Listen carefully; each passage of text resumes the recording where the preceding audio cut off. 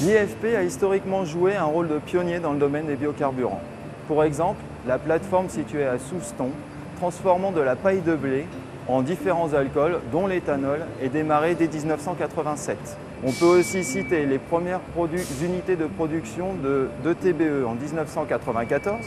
Le TBE, ce carburant à très haut indice d'octane, utilisé en mélange dans les essences, est produit en faisant réagir de l'éthanol et de l'isobutène. En ce qui concerne le pool diesel, l'IFP a développé sur la base d'un catalyseur homogène et démarré dès 1992 à Compiègne la première unité de production de biodiesel au monde.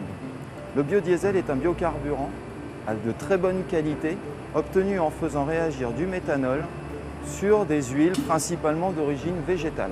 Pendant l'année 2006, l'IFP a encore une fois affirmé son rôle de pionnier dans le domaine des biocarburants, avec le démarrage de l'unité de production de biodiesel située à Sète, dans le sud de la France.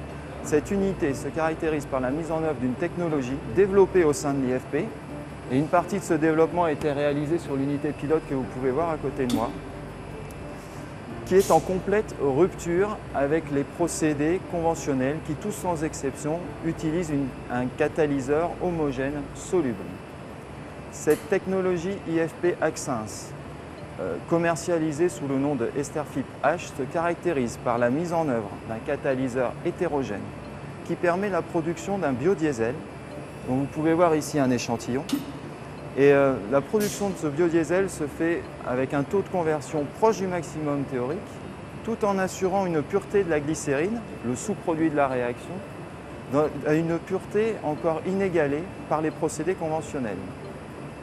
Un autre avantage est que la mise en œuvre d'un catalyseur hétérogène permet de supprimer l'ensemble des effluents et des rejets générés par les technologies conventionnelles. Les capacités de production de biodiesel sont en pleine expansion, aujourd'hui en Europe et demain aux États-Unis, en Amérique du Sud et en Asie. Le procédé Esterfip H possède tous les atouts techniques pour relever ces défis aujourd'hui et toutes les potentialités pour relever les défis de demain.